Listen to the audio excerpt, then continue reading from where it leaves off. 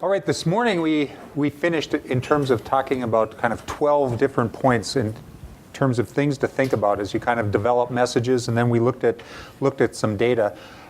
Before we actually put you into some groups where you can think more about some particular situations and the messages you'd like to send and go through a whole process, we just wanted to talk a little bit about individual communication as well, because sometimes your communication, particularly if you're working with students, may be one-on-one, but it could be other situations as well. And one of the things is be confident of your expertise, that you have expertise, what you say matters and is important. Often I mentioned that I do some work with coaches and other adult leaders in school, and one of the things that they struggle with sometimes is what to say to young people about use. And a lot of times they want information, they want scientific information. I tell them sometimes, you know what, if young persons are asking you, your opinion may matter as much as anything else. And you saying, you know, I don't want you to use, I don't think it's a good idea, might be more important than arming them with a bunch of information. So be confident of your expertise. Make sure your actions match your words. This sometimes can be a struggle for adults, particularly when we look around alcohol use. Again, in terms of dealing with some teachers and adults, one of the questions is, well, how do I tell kids not to use if I use? And it's like, well, you need to kind of understand your own guidelines. You're an adult. It's legal for you. If you can use moderately and appropriately and explain your guidelines, then you can tell young people the expectation for you is not to use. And we have kind of decided as a society that is at age 21 is an age where you can start to make those decisions more reasonably. And here's some of the things that go into moderate and appropriate use. So again, make sure your actions match your words, because sometimes young people in particular seem to get mixed messages by what they see adults do and what adults say. Use those teachable moments. We brought that up before, when it seems that the readiness is there and young people are asking the question. That's a great time to give them the information. One of the things is to have messages ready when that comes. I mean, in many cases, sometimes, oh, they asked and it's like, oh, I think of what I should have said 2 days later or 3 days later. So sometimes it's just thinking ahead. What are those messages that I want to send? I wish you wouldn't use. I care about you. What are some of those basic messages that you want to send to kids? So be prepared with them ahead of time, and be willing to talk about both sides of the issue, which is one of the advantages you have in one-on-one communication that you don't necessarily have when you're trying to reach a broad audience. And what that means is that you're just willing to talk that, you know, as much as we don't like to say it, there are positives to alcohol and drug use. If there weren't, nobody would do it. So kids do see positives, or they see their friends talking about the positives. And if we don't acknowledge some of those positives and only hammer away on the other side, at some point we can lose our credibility with young people. It's like, what you're telling me doesn't match what I see going on in the world around me. So you need to be willing to kind of talk about both sides of the issue. And it's not like you have to say much about what those benefits are. I mean, it can be a simple question like, well, why do your friends use? What do they say is good about it? They have some of that information. They can feed some of that information, and then that gives you an opportunity to say, well, have you thought about this? Or what about this? When you're talking about this, in my experience, it always comes up, well, what about you when you were a kid? What is your best response to that? Why do you ask? Yeah. Why do you ask? What do you want to know? Yep. I mean, it can be a number of things. I mean, one of the things is that's really a no-win question. I mean, in many respects, because if I tell you that I didn't use, well, you're going to say, well, you don't know what it's like then. And if I tell you you use, then you're going to say, okay. I mean, frankly, what I have grown more accustomed to say is I did some risky, foolish things when I was young, and I didn't really have to suffer the full force of the consequences for something that I did. But I saw people around me who did, and I just think it's, if I was going back, a better decision, I would do things differently. And I hope you'll think about doing things, you know, in terms of considering your safety and so that you can grow up healthy. So, I mean, I think there's that tendency to think, well, I did it, you know, when I was young, so what's the harm? Well, it may not have cost me a ton, but I know people around me who it cost their lives. So sometimes we forget that, and I think sometimes we can broaden that just a little bit. Does that kind of help? Yeah, and I mean, what I've heard before is, you know, kind of draw back to a negative experience that either you or somebody else had, or, you know. So. Yeah. Nancy, did you have another idea? Yeah, it's you, especially in a one-on-one conversation, it's been my experience that they're usually trying pushing Yeah. into an area that they're uncomfortable talking about, that kind of a thing, the defense starts to come up, it's their number one go-to. You don't even know what this is like. Like, are you even an addict? You know, some of those kinds of things. And so then it's like, what is your concern about that? What really is that about? Like, I don't think you really want to know about my use. You know, what Yeah. That's a good point. what do you want to ask me? You know, do you have specific things you want to ask me about? In a group setting, if kids ask me that question, usually I will say to them, you know what, I would love to talk about that with you, but we're not going to talk about it in this big group. So you stop by my office sometime today, and I would love to have that conversation. And 9.5 times out of 10, they never show up. We'll talk about it later. Good words of wisdom. Okay. Good. Yeah, from the office. So Yeah. that's good. Thank you. Okay. Anything else about one-on-one communication? I used to have a little piece down there with a message in a bottle that said, "You're number one." And for some reason, I took it off. I think I didn't have space. Because there wasn't space. But really, when you think about that, it's our one-on-one communications with people that are really the most powerful. So we need to prepare all the people that are in our communities to have the messages at the ready. This is, Kevin and I have had a lot of experience in working with coaches, probably thousands by now of coaches across the country. And when we come to this point in the workshop where we talk about using teachable moments and having messages, it's the hardest part of the workshop. And it just is, people don't think that way. They don't think about having this list. I want the list on the back of the office door or wherever they have it. So right when a teachable moment happens, they've thought through the message that they want to give. So, and that's, if you've been involved in any media training, or for crying out loud, watch a politician, you know, they're always bridging from whatever you've asked them to the message they want to send, right? It's that little tool of being able to turn whatever you've asked me or whatever we're talking about and make sure that we get to the message.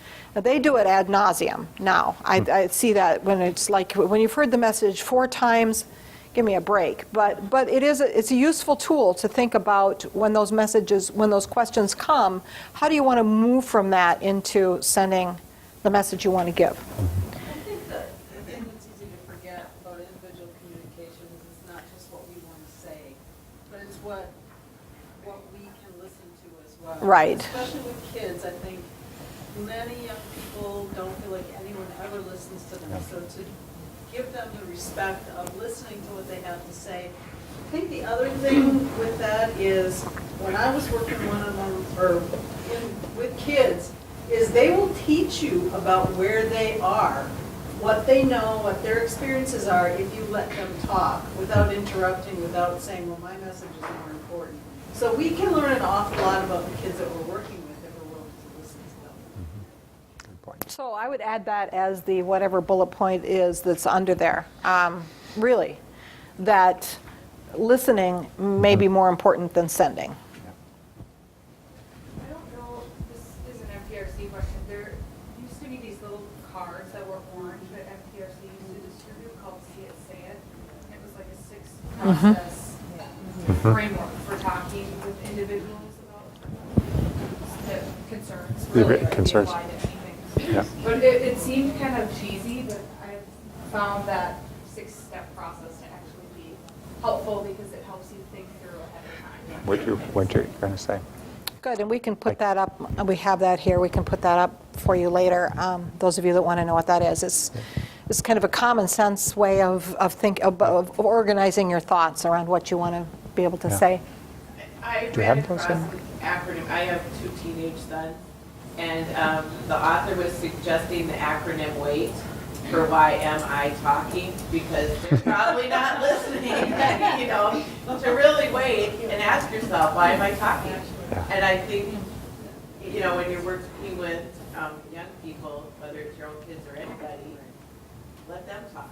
You know, they don't want to hear all your words of wisdom. So. Yeah. Good, thank you so much Make it for a that. conversation. Great additions. All right. We have one more video clip, and this one I do want to get on the microphone. So we'd like to, as Kevin's getting that ready, we'd like you to look at this video clip. It's actually about domestic violence, so it's off topic, important topic, but not what we're all about here. And what we'd like you to do is to look at this, see in what messages are being sent, and think through the things that we talked about today, and then just so far, and just give us your feelings about the PSA and what it's trying to communicate and its audience, whatever you want to say about it at the end. And I apologize if I don't get the screen the right size. Hey everybody, listen up. Listen up, guys. Hey guys, listen up. No one should ever hit a woman. Not their wife, not their girlfriend, not their date. No woman should have to fear violence, especially not from someone they know and trust. But that's the reality for too many women. We have to change it. It's up to each of us, because even one is too many. Violence against women hurts all of us. Growing up, I was ashamed and afraid of my father when he abused my mom. The worst abuse of power is when a man raises his hand to hurt a woman. We all have to take responsibility. So if you see someone threatening a woman, step up, speak out, and get help. Dating violence hurts all of us. So step up and help end it. Because one is too many. One is too many. One is too many. One is too many. End the violence. Because it's wrong. Because one is too many. So what did you think about the PSA? What was your reaction based on what we've been talking about today?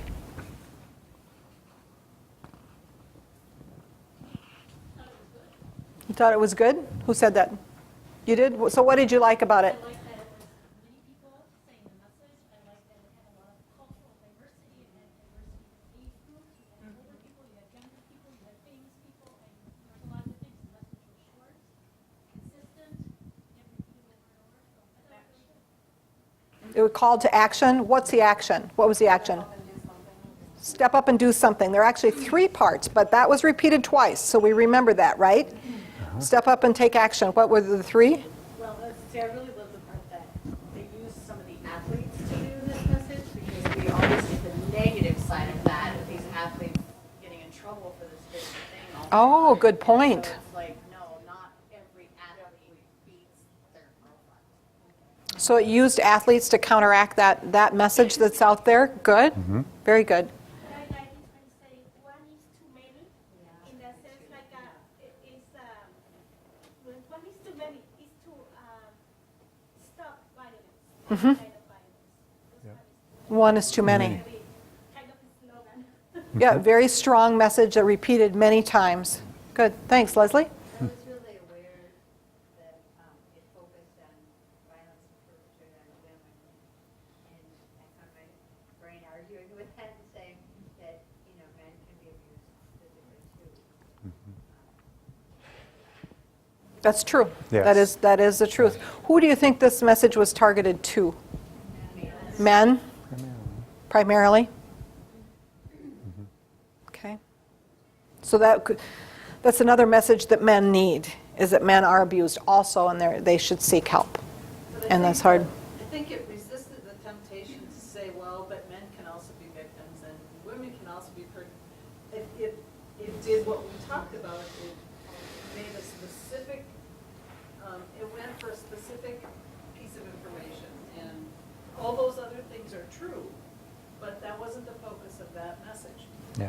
So we could remember it, right? We could remember it because it was focused. Not to say that we shouldn't have another Right. PSA on that topic. Another one, not adding that to it. Yeah. And I Another think that's one. the temptation always is to say, well, let's just add this one more piece and then this piece. It's an hour instead of 60 for one thing. And it's hard when you have limited resources because, okay, so I've got the film crew here, let's have them do everything. And we'll just send it all out there. Yeah. Good. Other things that I think we've hit a lot of them. I was only wondering if it was specifically geared to athletes, because it was, majority of the speakers were athletes.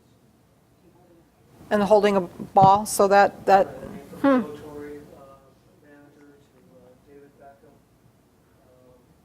I did recognize a couple of others. Eli Manning. Yeah. And at first I thought this was targeted to all male athletes.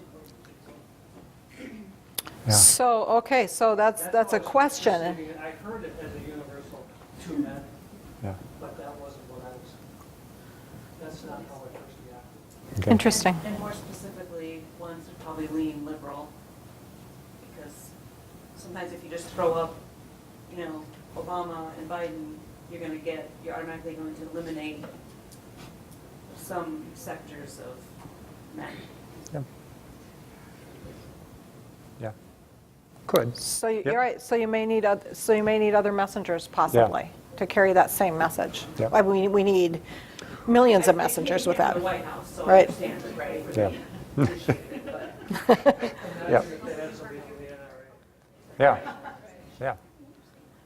And I mean, just to go, I mean, that's one of the things that you'll see kind of, you know, good advertisers do. Again, people who sell products, who make money can do that kind of advertising where they can sit and, okay, we can use this group of people to market, you know, and they can get the message out and it'll hit these people, and we can use, you know, someone else who will, you know, hit another group of people.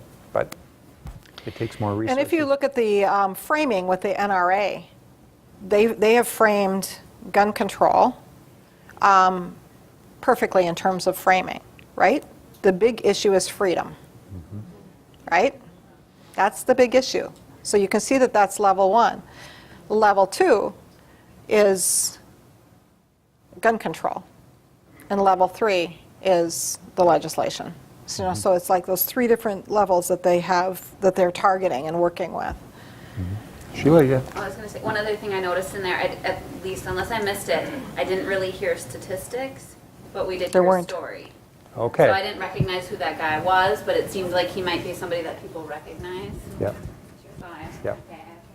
I own my non-sports Yeah. The spectator. former baseball manager, and yeah, Okay. and not around, I don't think, for at least a few years. Former catcher, former manager, Yeah.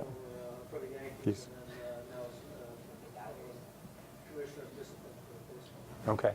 So he's still in baseball. So yes, all those Yeah. things I don't know, Yeah. but recognize. But it was somebody coming with a very sincere personal story, and it wasn't long. It Yes. was just, I think it was a sentence or two that he spoke. That's what intrigued me about that, is that there was a story in a 60-minute or 60-second ad, and it was short. It was like 5 seconds, 10 seconds maybe, just, and Embarrassed that my dad beat my mom. yeah, yeah. A story, a specific example. And so, you know, I mean, I always think of, if I'm going to tell a story or give a specific example, well, I'm supplementing a basic message, and it's going to take too long. But you can see it can be done. And the outcome? What's the outcome you're guessing that they want to have with this? Bystander intervention. Call, get help. Do something, call, get help. Good. So we liked it. We looked at a lot of different examples that we wanted to bring forward, and we just felt that this one cooked on a lot of those burners that we've been talking about as a good example of using media, using multiple messengers to carry the same message, very targeted audience, pretty clear. So good, thank you.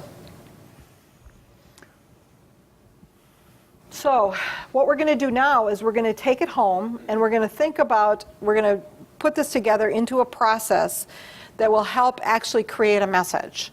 And it's a process that, again, that you can take back with a communications team to put it together to get everybody's ideas in doing the hard work of crafting those messages that you want to send. Or you can use it individually if you're the message sender and you don't have a team. But we recommend that you have a team, because it's really hard to do this on your own. It's hard to reflect all the different audiences. You get too close to the work, and it's just hard to do it by yourself. So we recommend that you have a team. Help the communication team learn some of the principles. This little lecture thing, if it was helpful to you, is going to be on video. That's one tool that you would have. You can just go through the PowerPoint and talk it through. That's another tool that you have. All the stuff that's here is stuff that you can take and use, and we hope that you will. So the other part is to work that message development process in stages. So you think about the outcomes, you think about the audience. Each one of these is a stage that you go through. But the difficult part of this is that you have to be really patient. It's not linear. It's very complex. And one part of it, you'll be working on the outcomes, and the outcomes are going to depend on the audience, which might depend on another part of it. So you end up writing and rewriting until you get a message that you think is a good message and the one that you want to communicate. We encourage you to, of course, to do the research on whatever age group that you decide that you're going to send that message to, so that you know that it's working for them, whether that's focus groups, whether that's looking at other things that other marketers are doing for that particular age group, whatever it is, do the research. Testing the messages with focus groups is really important, but at this point you will have put a lot of time into the message, and you're going to have to be pretty tough-skinned as you get the feedback back. So use the feedback to revise the message, but do be tough-skinned about it. It's not about you. It's not about the work you've done. It's about getting the message right and getting it out there. It's better if you've done those focus groups ahead of time so that there isn't so much rework in it. Then look at the outcomes. That's a hard part for us because we often don't have the money available to do the kind of evaluation we want to. But try and at least pick up anecdotal responses. If you've done a message out to parents, talk to parents. Did they hear it? Did they see it? What did they think about it? Have discussions, and that's doing good prevention work just with that. And then begin again with new audiences or different messages. And so it's just kind of an ongoing process. Yeah, ongoing. You get to do it again. Yeah. So there is a handout that is in page 5 of your packet, and this is part of it, and you're going to get a chance to go through this. In terms of, again, as Marty said, it's not linear. So you want to think about the message you want to send, but then the outcomes that you want to achieve, which could modify the message. Maybe the primary characteristics of the audience, or maybe again, modify the message. You want to think about the key values and beliefs of the audience, and then what are some of the competing or conflicting messages that they're getting? That can, again, adjust your message. Thinking about the medium that you're going to use for sending the messages, does that change it? What about the times and places?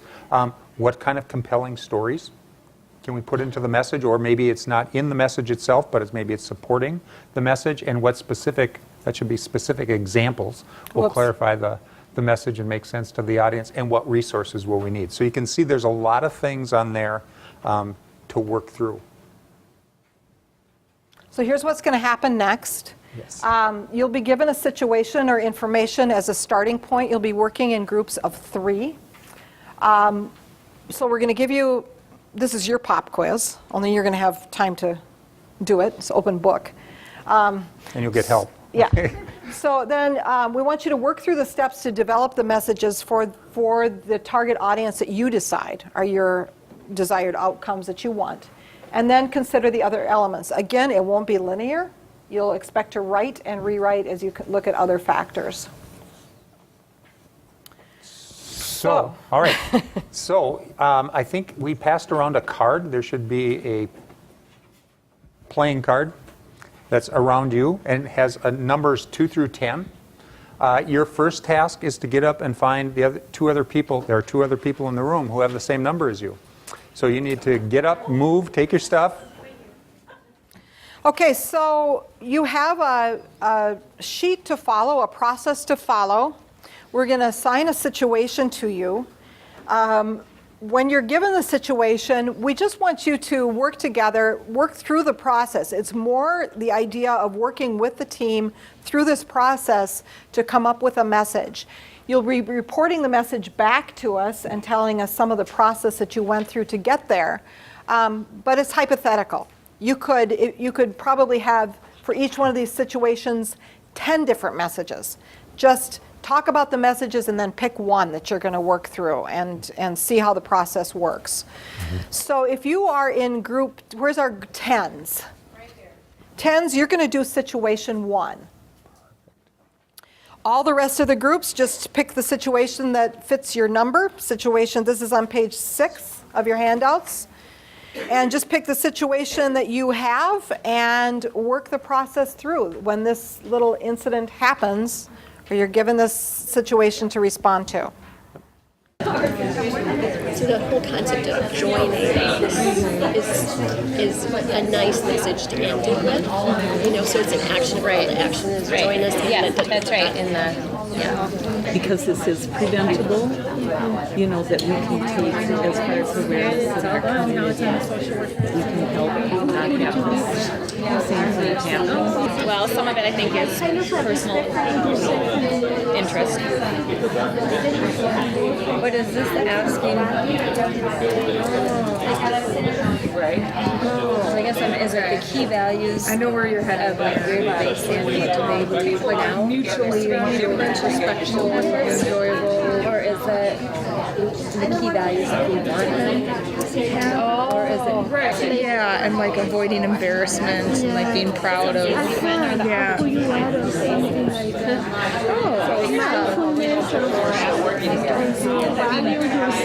Being true to yourself, maybe? Is that I conceive that it's cheating. I'm not going to get to that superstar status unless I use some kind of enhancement.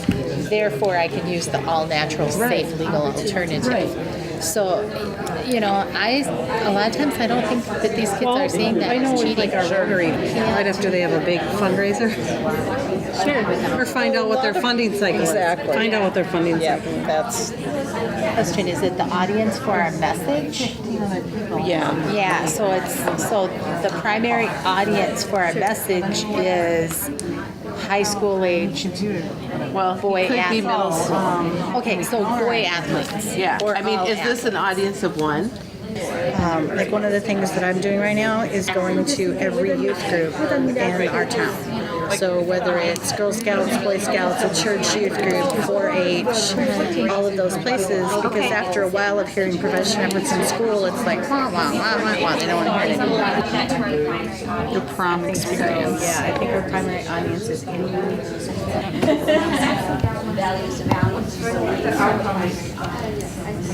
just they're believing it doesn't happen in my house. You know what I my kind of reaction to that is,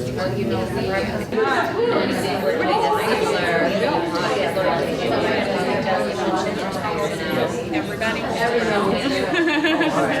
Well, then they're all lying very. So I think that compelling story, if we find someone with a negative experience about this all-natural product, every kid is just do that story. I don't know who's true or not. It doesn't matter.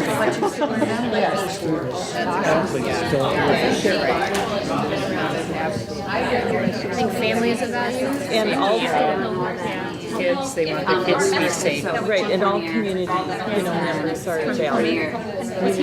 We love our community. Yeah, but when you talk about them doing those kind of risky behaviors and that kind of tragedy, I mean, that harms more than just those who are lost in an accident like that. Based on our efforts and work that have been put into it. All right, just a couple minutes to finish up. Make sure you select someone who's going to give a brief report according to the instructions on the screen.